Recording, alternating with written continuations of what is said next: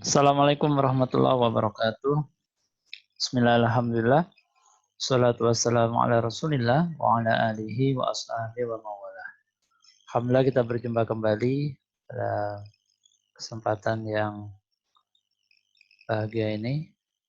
Dalam mata kuliah produksi ternak perah, kali ini kita akan membahas tentang karakteristik ternak perah. Nah, bagaimana seekor ternak didefinisikan sebagai ternak perah, maka pada pertemuan ini akan kita bahas sama-sama, terutama yang lebih banyak kita bahas adalah tentang karakteristik sapi perah. Karena kita tahu bahwa ternak perah yang paling banyak dibudidayakan di dunia ini adalah sapi perah, terutama sapi FH atau Fries Holstein. Baik, kita mulai dengan definisi. Nah, dengan definisi ini akan memberikan pemahaman yang tepat, pemahaman yang jelas tentang ternak perah, sehingga tidak ada lagi kerancuan dalam memahami definisi. Yang pertama adalah definisi dari ternak perah. Ternak perah adalah ternak yang dipelihara untuk memproduksi susu. Jadi ternak-ternak yang sengaja dibudidayakan, sengaja dipelihara untuk diproduksi susunya. Nah, tentunya susu yang dihasilkan oleh ternak tersebut itu kebutuhannya melebihi daripada kebutuhan anak. Karena secara alamiah, susu itu diproduksi ketika individu betina ini melahirkan. Nah, sehingga susu ini memang dipersiapkan oleh Yang Maha Kuasa sebagai makanan pertama bagi anak-anak atau individu-individu yang baru dilahirkan. Nah, jadi dari pengertian ini semua hewan mamalia itu menghasilkan susu, memproduksi susu. Tapi tidak semua hewan mamalia itu bisa didefinisikan sebagai ternak perah. Nah, karena yang bisa didefinisikan sebagai ternak perah itu adalah ternak yang menghasilkan susu yang lebih daripada kebutuhan. Nah, makanya di sini setelah susu dikonsumsi anaknya masih ada kelebihan, itu yang nanti akan dikoleksi untuk kemudian dijual atau diolah lebih lanjut. Nah, jadi ini definisi dari ternak perah. Itu ternak yang sengaja dipelihara khusus untuk diproduksi susunya, untuk memproduksi susu. Kemudian apa itu susu? Nah, ini juga perlu kita pahami agar kita tidak salah paham. Nah, jadi berdasarkan FDA, Food and Drug Administration, yaitu suatu lembaga negara di Amerika Serikat yang mengatur peredaran makanan dan obat-obatan, mendefinisikan susu sebagai cairan putih hasil sekresi kelenjar ambing dari individu betina sebagai makanan bagi anaknya. Nah, jadi sekresi kelenjar ambing dari seekor individu betina sebagai makanan bagi anaknya. Ini definisi yang tepat dari susu. Sehingga dari definisi ini bisa kita bedakan mana yang disebut dengan susu, mana yang disebut dengan minuman. Jadi susu adalah semua hasil sekresi kelenjar ambing berwarna putih dari individu betina sebagai makanan bagi anaknya. Nah, sehingga kalau susu ada istilah di tengah-tengah masyarakat yang sudah umum, susu kedelai, nah itu perlu dibetulkan kembali definisinya. Karena kedelai itu bukan hasil sekresi dari kelenjar ambing. Dia merupakan ekstraksi dari tanaman kedelai. Nah, hewan-hewan apa saja yang termasuk dalam ternak perah? Yang umum, yang sudah banyak dikembangkan di budaya di seluruh dunia, itu ada 4 hewan yang dikategorikan dalam ternak perah. Yang pertama adalah sapi, yang kedua kambing, ketiga domba, yang keempat kerbau. Nah, apa saja contoh-contoh sapi, kambing, domba, dan kerbau perah? Ini nanti akan kita bahas di pertemuan berikutnya berkaitan dengan bangsa-bangsa ternak perah. Oke, ini tentang definisi. Kemudian kita mulai masuk ke karakteristik. Nah, bagaimana seekor ternak, seekor hewan ini didefinisikan sebagai ternak perah? Itu pasti ada ciri-ciri khusus, ada karakteristik yang dia miliki sehingga dia tepat, cocok atau dikatakan sebagai ternak perah. Apa saja karakteristik tersebut? Yang pertama adalah bentuk badannya seperti baji, membesar ke arah ekor. Nah, ini digambar. Nah, ini yang disebut dengan baji atau trapesium. Jadi semakin ke belakang, ke arah belakang, ke arah kaudal, ini semakin membesar. Nah, ini tipologi atau karakteristik dari ternak perah, baik pada sapi, pada kambing, demikian pula. Pada domba, pada kerbau. Jadi semakin ke belakang, semakin membesar. Sedangkan bagian depannya relatif lebih ramping atau lebih kecil. Nah, kalau diperhatikan dari atas, maka badannya itu tidak gemuk, tidak lebar. Dia ringan saja, dia kecil, ya. Karena memang ternak-ternak perah itu energi yang dihasilkan oleh yang diperoleh dari makanan, dari pakannya, itu lebih banyak digunakan untuk produksi susu di kelenjar ambing. Sehingga di bagian belakang ini yang lebih besar daripada bagian depan. Nah, kalau kita bandingkan dengan ternak potong atau pedaging ini sangat berbeda. Ya. Kalau ternak perah ini semakin berbentuk trapesium atau baji, semakin belakang semakin besar. Sedangkan kalau ternak potong atau pedaging, mulai dari depan ke belakang ke arah kaudal, nah ini rata, berbentuk persegi. Nah, jadi dia lebar, berbentuk persegi. Dan kalau kita perhatikan dari atas, maka dia lebar, badannya lebar karena berisi otot, daging ataupun lemak.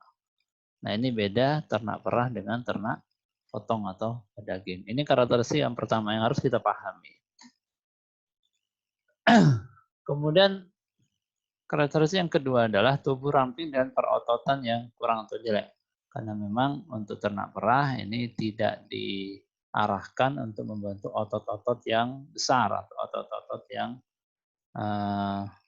padat.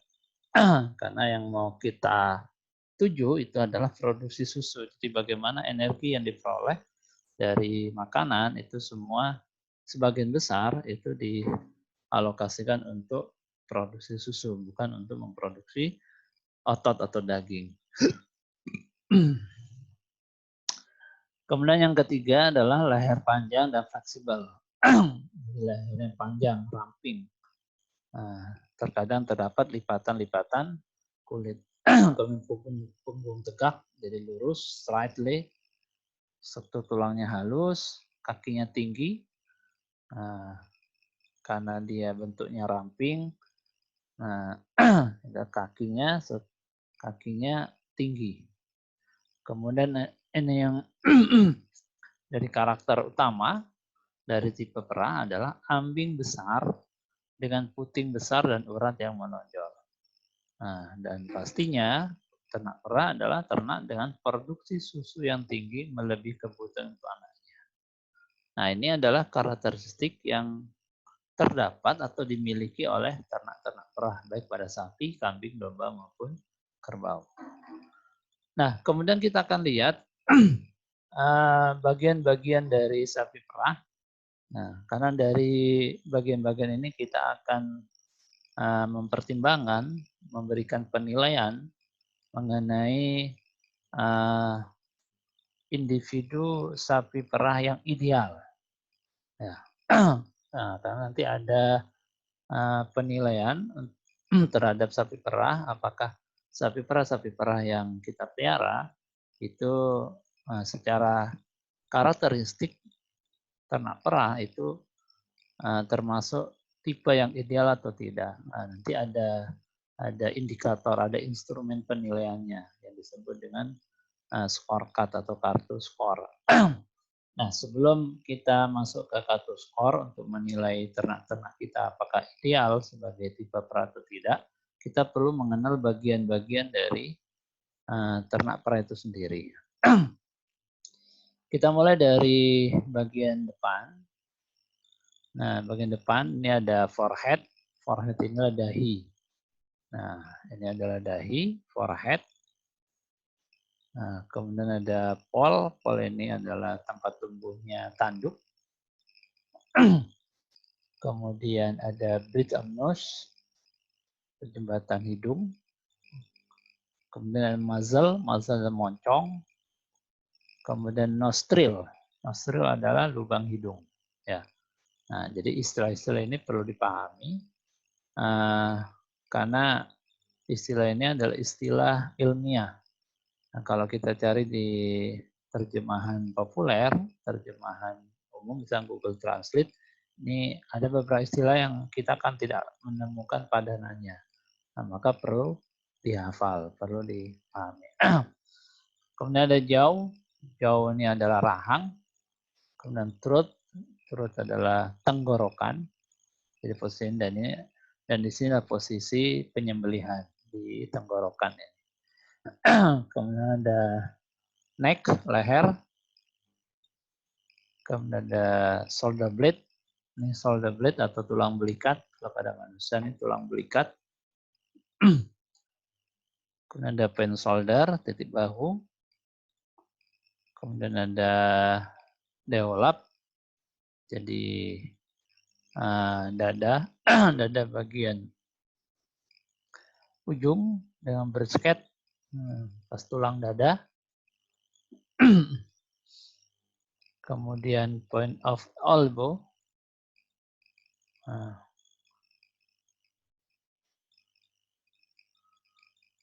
Kemudian ada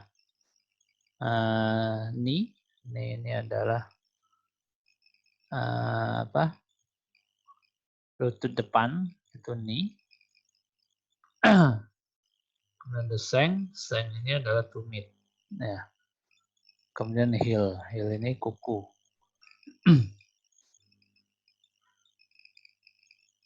Kalau di bagian depan, lutut bagian depan itu disebut dengan knee. Sedangkan lutut bagian belakang itu disebut dengan hock. Ya, jadi ada perbedaan istilah. Kalau depan adalah knee, kalau di belakang adalah hock. Nah, ini sama-sama lutut.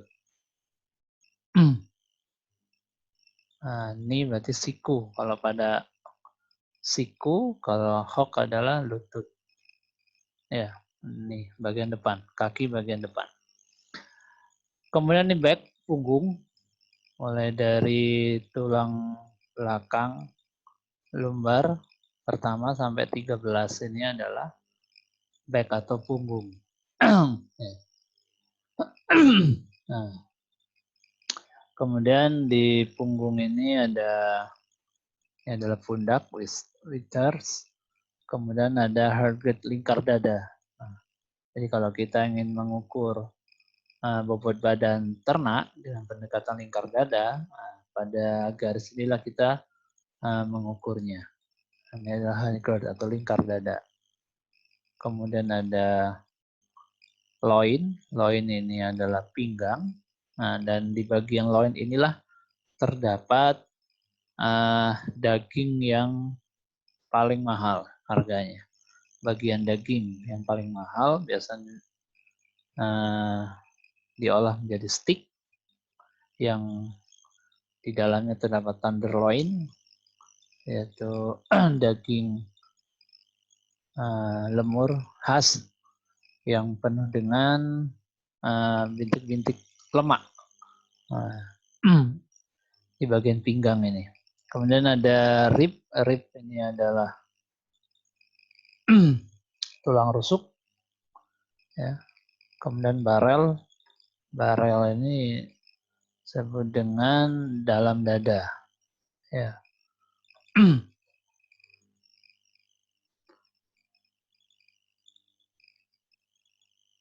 Kemudian ada chest floor, ini dada.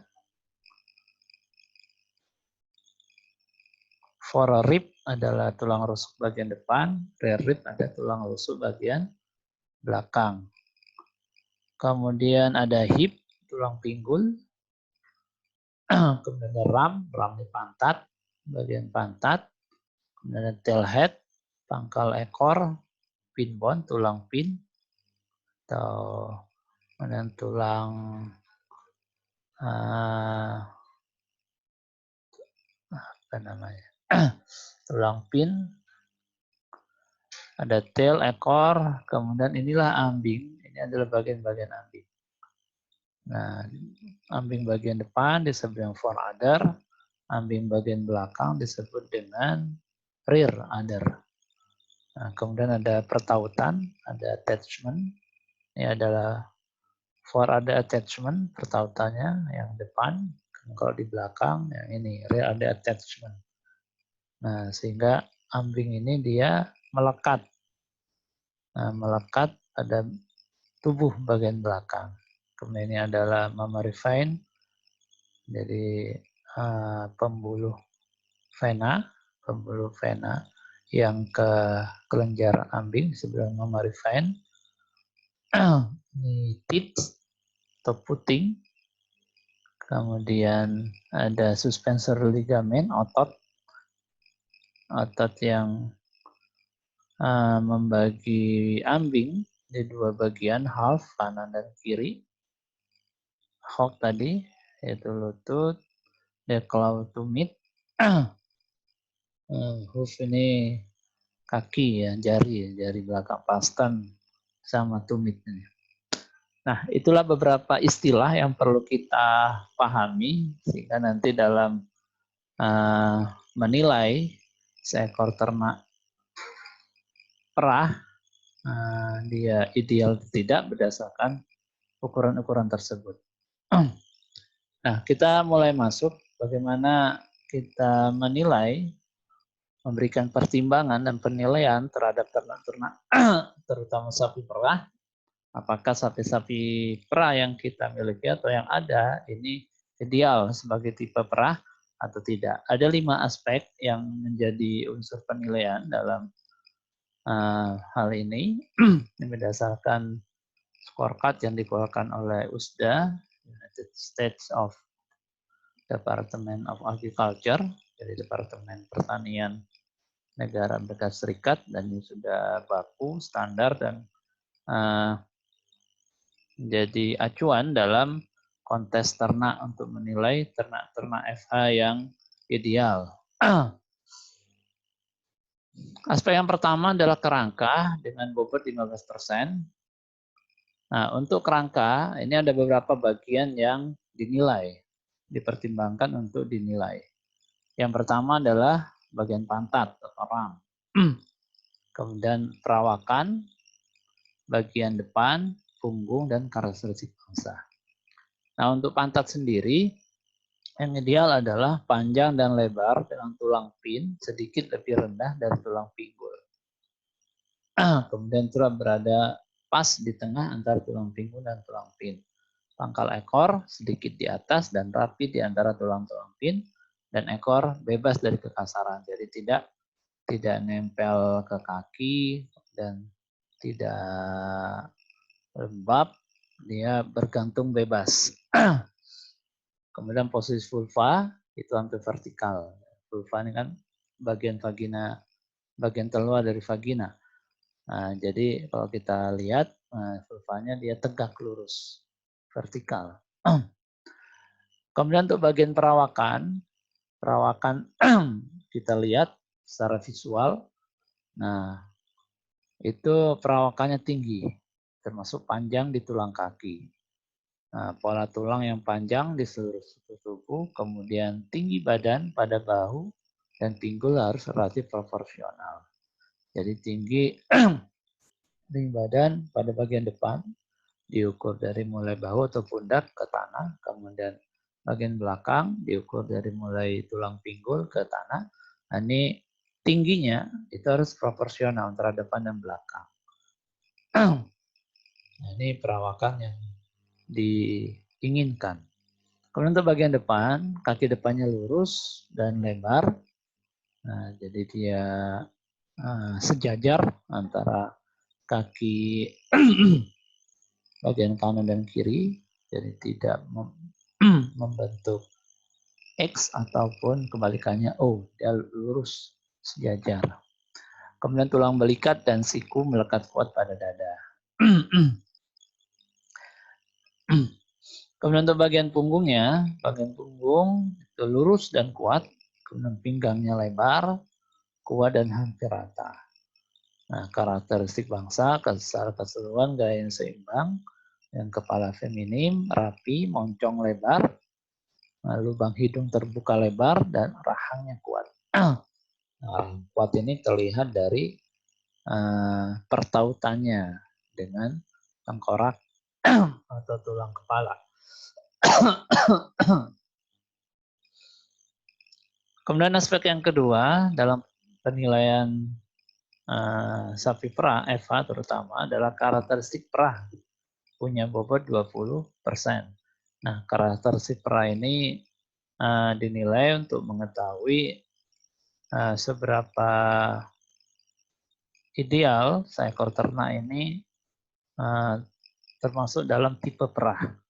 Nah, jadi sebagaimana di awal bahwa tipe perah ini berbeda dengan tipe-tipe yang lain. Dia punya ciri khas. Nah, ciri khas ini dinilai dalam aspek yang kedua ini. Dan poinnya, bobotnya adalah 20%. Nah, dari karakteristik perah ini ada beberapa bagian yang dinilai. Yang pertama tulang rusuk. Tulang rusuknya harus terpisah lebar, rata, dalam, miring ke arah belakang. Jarak antar tulang rusuk pertama, kedua, dan seterusnya itu lebar. Kemudian dia rata dan dalam, dan miring ke arah belakang. Kemudian untuk paha, untuk pahanya ramping, melengkung ke atas, lebar bila tampak dari belakang. Sedangkan bahu tajam dengan dahu menonjol, kemudian leher panjang, ramping, menyatu mulus dengan bahu, tenggorokan, dan ujung dada yang rapi. Sedangkan kulit itu harus tipis, longgar, dan lentur. Jadi kalau kita cubit, kita tarik kulitnya, dia mudah kembali. Itu lentur. Kemudian yang ketiga adalah kapasitas tubuh. Bobotnya adalah 10%. Nah, bagian-bagian dari kapasitas tubuh itu ada dua, barel, lebar tulang rusuk, kemudian dada. Nah, kapasitas tubuh ini dinilai untuk melihat kemampuan dari sapi perah itu dalam mengkonsumsi pakan. Ada, walaupun ini belum ditemukan penelitian secara ilmiahnya, tapi dari pengalaman dari turun temurun menyebutkan bahwa ada hubungan antara kapasitas tubuh dengan kemampuan mengkonsumsi pakan. Jadi semakin lebar atau semakin besar kapasitas tubuhnya, maka volume makanan yang bisa masuk itu lebih banyak. Nah, untuk kapasitas tubuh, barel atau lebar tulang rusuk ini yang ideal adalah panjang, dalam, dan lebar. Untuk dada, dalam, dan lebar, dan tulang rusuk depan menyatu dengan bahu. Nah, ini karakteristik yang diinginkan. Kemudian aspek yang keempat adalah jari kaki dan kaki.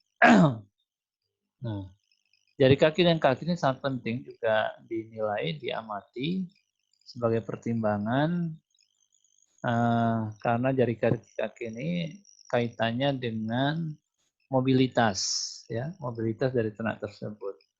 Kondisi jari kaki dan kaki yang sehat, yang ideal, nah ini akan memberikan kenyamanan si ternak dalam bergerak. Nah, tapi kondisi kaki yang tidak ideal ini akan menyulitkan ternak dalam bergerak atau mobilitasnya akan terganggu. Nah, dari aspek jari kaki dan kaki memiliki bobot 15%. Dan bagian-bagian penilaiannya yang pertama adalah jari kaki. Jari kakinya harus memiliki sudut yang curam dengan jari-jari kaki tertutup bulat. Kuku ya. Kemudian kaki belakang harus lurus, terpisah lebar, jadi dia sejajar, tidak berbentuk X atau O. Kemudian sudut pada lututnya moderat atau sedang. Sudut kemiringan lutut itu harus sedang. Kemudian lututnya harus bersih, tidak bengkak, dan tumitnya pendek dan kuat. Nah ini karakteristik yang ideal dari aspek jari kaki dan kaki. Kemudian yang kelima yang menjadi punya bobot paling besar yaitu ambing. Bobotnya 40%. Karena memang ternak perah ini bagian ambing menjadi indikator penilaian yang utama. Jadi dengan melihat ambing kita bisa mengukur atau mengetahui bagaimana kemampuan dia dalam menghasilkan susu atau memproduksi susu. Nah, ambing yang besar, yang kuat, yang ideal, ini selalu berkorelasi positif dengan produksi susu. Demikian pula sebaliknya. Nah, untuk ambing sendiri ada beberapa bagian yang menjadi penilaian. Yang pertama adalah kedalaman ambing. Kedalaman ambing memiliki kedalaman yang sedang relatif terhadap lutut kaki belakang dan kapasitas yang memadai. Kemudian penempatan footing ini harus simetris pada masing-masing bagian, sejajar, tidak membuka ke luar atau mengarah ke dalam. Dia sejajar, simetris, tegak lurus. Kemudian untuk ambing belakang, untuk ambing belakang idealnya adalah lebar dan tinggi, serta kuat dengan lebar yang seragam dari pangkal ke dasar, serta bentuknya cenderung bulat. Celah ambing tampak dari belakang, ambing terbelah dua sebagai bukti pertautan ligamen suspensori yang kuat. Kemudian ambing depannya tertaut kuat dengan panjang yang sedang dan kapasitas yang cukup.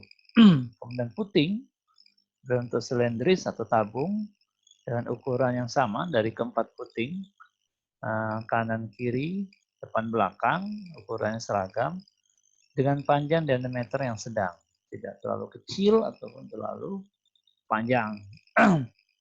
Kemudian keseimbangan dan tekstur ambing, dasar ambing rata, kuartal seimbang atau quarter, seperempat bagian dari masing-masing ambing itu harus seimbang ukurannya, kemudian lembut, lentur, dan kempis setelah diperah.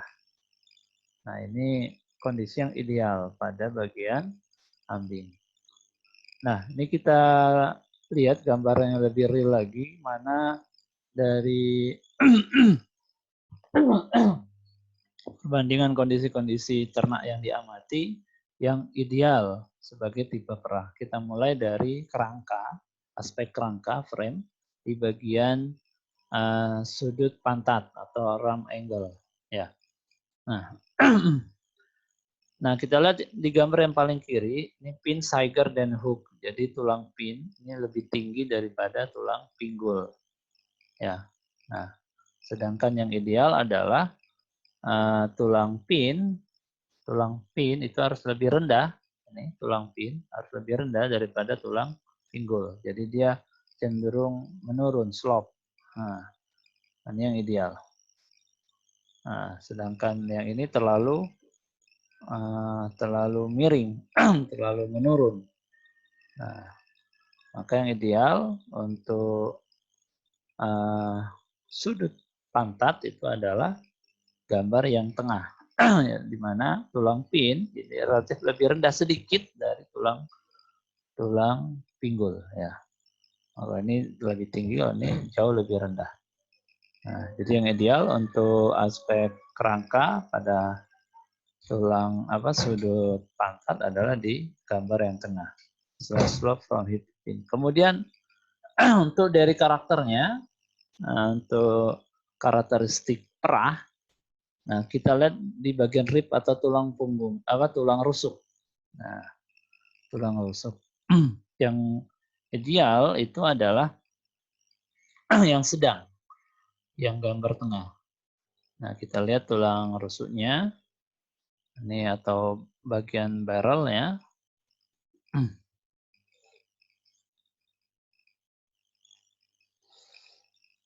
Nah, dia lebih dalam dadanya atau barrelnya dia sedang. Nah, tidak terlalu terbuka ataupun terlalu gemuk. Nah, jadi intermediate. Dengan bagian leher dia lebih ramping dan clean, bersih. Nah, tanpa ada lipatan ataupun kalau ini kan gemuk. Nah, lehernya terlalu gemuk. Kalau ini ramping. Nah, jadi ini untuk tulang rusuk yang ideal yang tengah intermediate sedang. Kemudian untuk kapasitas tubuh barel yang ini shallow ini kurus, lalu apa namanya ya, dalam dadanya rendah, intermediate yang sedang, deepnya yang dalam. Untuk body capacity itu barel di minimal adalah intermediate. Nah, minimal intermediate, deep juga cukup. Kemudian untuk feet and leg, kaki dan kuku, foot angle, terutama bagian foot angle atau sudut kuku. Nah, sudut kuku ini yang ideal minimal itu intermediate. Nah, minimal sudutnya adalah 45 derajat. Nah, ini yang pas atau yang steep angle yang dia dalam. Nah, kalau yang low, nah untuk yang low kurang dari 45 derajat, ini akan menyulitkan ternak dalam bergerak karena dia menahan beban lebih besar daripada yang intermediate dan steep. Nah, jadi untuk penilaian bagian kaki yang ideal itu untuk sudut kukunya itu ada intermediate dan steep. Kemudian untuk kaki belakang dari pandangan belakang real view. Nah, ini yang sempurna itu adalah yang gambar sebelah kanan. Jadi dia lurus dan tegak. Jadi tidak berbentuk X atau berbentuk O. Kemudian untuk tampak samping, nah yang untuk kaki belakang itu idealnya yang tengah, intermediate set. Dia tidak terlalu tegak, tidak juga terlalu jatuh. Karena untuk yang tegak dan yang jatuh, ini memberikan beban yang lebih berat bagi ternak, sedangkan yang lurus ini memberikan tekanan yang lebih besar. Yang idealnya adalah intermediate set. Jadi hooknya ini agak miring. Nah, kemudian kita perhatikan di bagian ambing. Untuk tinggi ambing bagian belakang ini diukur dari tautan sampai ke bagian vulva. Nah, yang bagus itu adalah yang tinggi, yang height.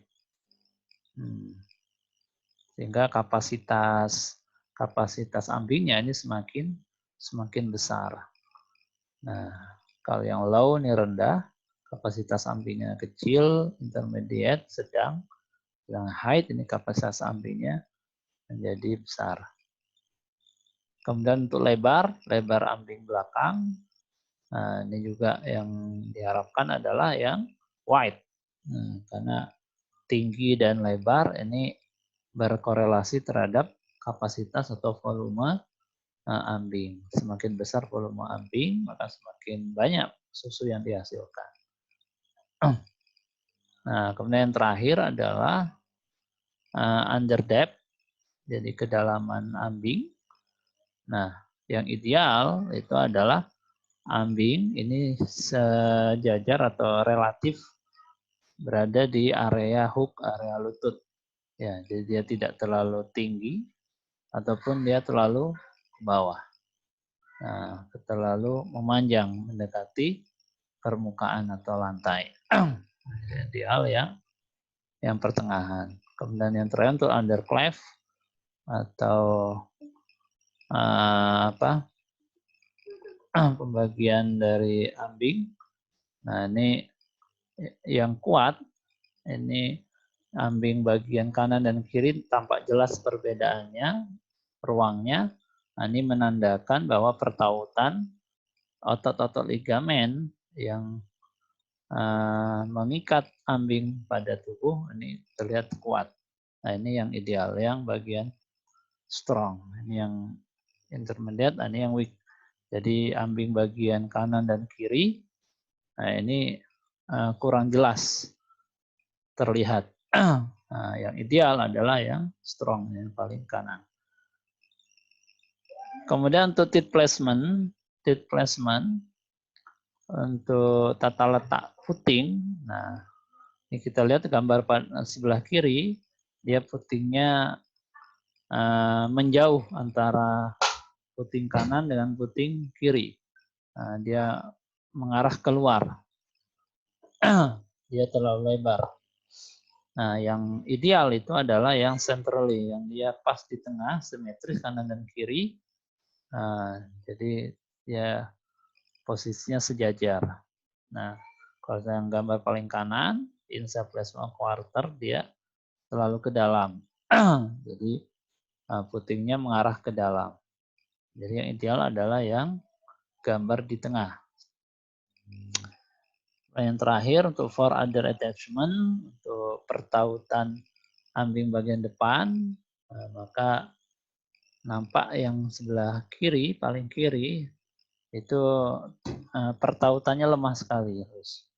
Nah, sehingga dia seperti menggantung. Kemudian intermediate yang sedang yang kuat, ini ambingnya terlihat kuat. Oke, demikian perkuliahan kita pada pagi hari ini dari karakteristik tipe pera. Mudah-mudahan ini memberikan gambaran yang jelas buat kita, ternak-ternak seperti apa yang memang cocok untuk ternak perah. Nah, mudah-mudahan ada manfaatnya. Subhanakallahumma bihamdika asyhadu an la ilaha illa anta astaghfiruka wa atubu ilaik. Kita bertemu di pertemuan selanjutnya. Assalamualaikum warahmatullahi wabarakatuh.